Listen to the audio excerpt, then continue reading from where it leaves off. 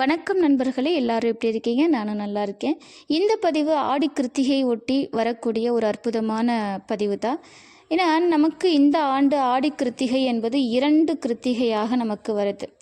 ஜூலை 20 ஞாயிற்றுக்கிழமை ஒரு கிருத்திகை வருகிறது. அதே போல் ஆகஸ்ட் 16 சனிக்கிழமை ஒரு கிருத்திகையும் நமக்கு இருக்குது. அப்போ இந்த 2 கிருத்திகையில் ஆடி கிருத்திகை நாம் எந்த கிருத்திகையை அனுஷ்டிக்கணும் அப்படின்னு சொல்லி கேட்டிருந்தீங்க. அதாவது திருச்செந்தூரை பொறுத்த மட்டிலும் இந்த ஆடி கிருத்திகை வழிபாடானது முதல் கிருத்திகையிலேயே அங்கே வழிபாடு செய்யப்படுது. அதாவது ஜூலை 20, 2025 ஞாயிற்றுக்கிழமை வரக்கூடிய கிருத்திகை திருச்செந்தூரை பொறுத்த மட்டிலும் அங்கே வழிபாடு செய்யப்படுது. அப்போ திருச்செந்தூர் முருகப்பெருமானை மையமாக கொண்டு ஆடி கிருத்திகையை அனுஷ்டிக்கக்கூடியவர்கள் அந்த நாளை நீங்கள் பயன்படுத்திக்கலாம். இல்லை அப்படின்னா உங்களுடைய கோவில், உங்கள் பக்கத்தில் இருக்கக்கூடிய முருகன் கோவிலில் எந்த கிருத்திகை அனுஷ்டிக்கப்படுதோ அந்த வழிபாட்டை நீங்கள் மேற்கொள்ளலாம். ஏன்னா நமக்கு பக்கத்தில் இருக்கிற முருகன் கோவில் தான் நமக்கு பிரதானம். அப்படி இருக்கும்போது அருகாமையில் உங்களுடைய கோவிலில், உங்கள் ஊர் கோவிலில் எந்த நாளை அவங்க கடைபிடிக்கிறாங்களோ அந்த நாளை ஒட்டி நீங்கள் விரதம் இருந்து காவடி எடுக்கிறதா இருந்தாலும் அந்த நாளில் நாம் விரதத்தை கடைபிடிச்சுக்கலாம். அப்போ இந்த ஆடி கிருத்திகை வழிபாடு 2 தினங்களும் அனுஷ்டிக்கலாமான்னா தாராளமாக செய்யலாம்.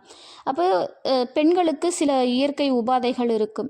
அப்போ இந்த 2 கிருத்திகையில் ஏதாவது ஒரு கிருத்திகைனால் நாம் அனுஷ்டிக்கலாம், அது தவறு கிடையாது.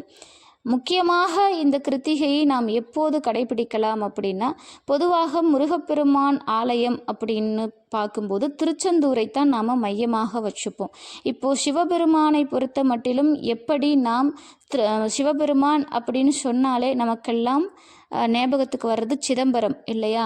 அப்போ சிதம்பரம் கோவிலை ஒட்டித்தான் எல்லா சிவாலயங்களிலும் அந்த ஆகம விதிப்படி வழிபாடுகள் நடக்குது.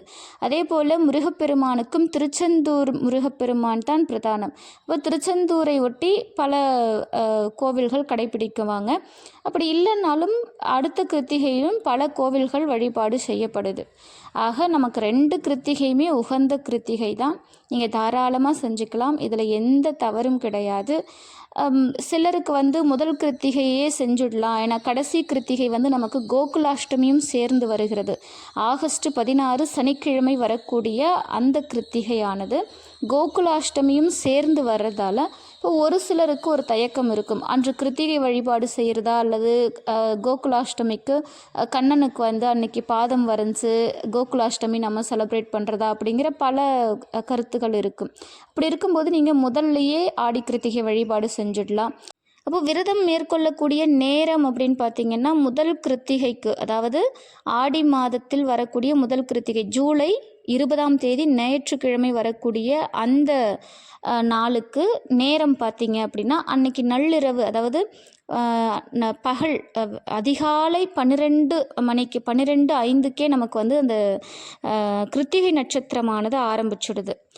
அதற்கு முன்பு வரைக்கும் பரணி நட்சத்திரம் இருக்குது. அப்போ உடனேயே அந்த அதிகாலை பொழுதிலிருந்து ஆரம்பமாகி இரவு 10:20 வரைக்கும் நமக்கு கிருத்திகை நட்சத்திரமானது இருக்குது. அப்போ அன்று நாள் முழுக்க கிருத்திகை நட்சத்திரம் இருக்க காரணத்தினால உங்களுக்கு ஏற்ற நேரத்தை நீங்கள் பயன்படுத்திக்கலாம். சரியான நேரத்தை பயன்படுத்தி அன்று நாள் முழுவதும் விரதம் காவடி செலுத்துபவர்கள் இருக்கிறாங்க.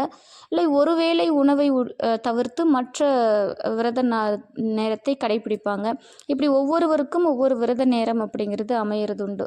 அதே போல் 2ஆம் கிருத்திகை வருது இல்லைங்களா? ஆகஸ்ட் 16 சனிக்கிழமை வரக்கூடிய அந்த நாள் அப்படின்னு பார்த்திங்கன்னா, அந்த கிருத்திகை நேரம் அப்படின்னு பார்த்திங்கன்னா காலை 8:27 மணிக்கு தொடங்கி ஆகஸ்ட் 17 காலை 6:49 மணிக்கு முடியுது.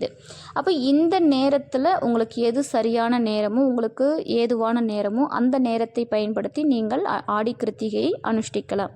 இப்படி 2 கிருத்திகையும் நமக்கு முக்கியமான கிருத்திகை நாட்களே.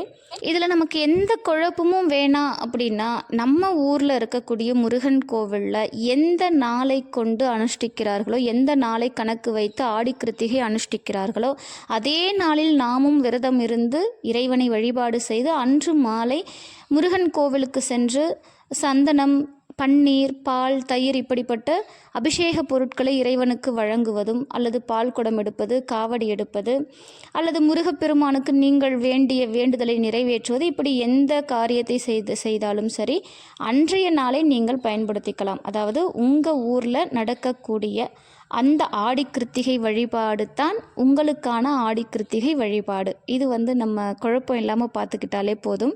திருச்செந்தூரில் ஏன் முதல் ஆடி கிருத்திகையே செய்கிறாங்க அப்படின்னா, அங்கே ஆடி மாதம் கடைசியிலேயே ஆவணி உற்சவத்திற்கான ஏற்பாடுகள் நடக்க ஆரம்பிச்சிடும். அதன் காரணமாகத்தான் அவங்க ஆடி முதல் கிருத்திகையை தேர்ந்தெடுத்திருக்காங்க. அதனால் நம்ம ஊர் கோவிலில் இருக்கக்கூடிய முருகனுக்கு உகந்த நாளில் எது சரியாக அவங்க செய்கிறாங்களோ அதையே நாம் பயன்படுத்திக்கலாம். இந்த பதிவு உங்களுக்கு பிடிச்சிருக்குன்னு நினைக்கிறேன். மறக்காமல் சப்ஸ்கிரைப் பண்ணிக்கோங்க. அடுத்த பதிவில் பார்க்கலாம். நன்றி, வணக்கம்.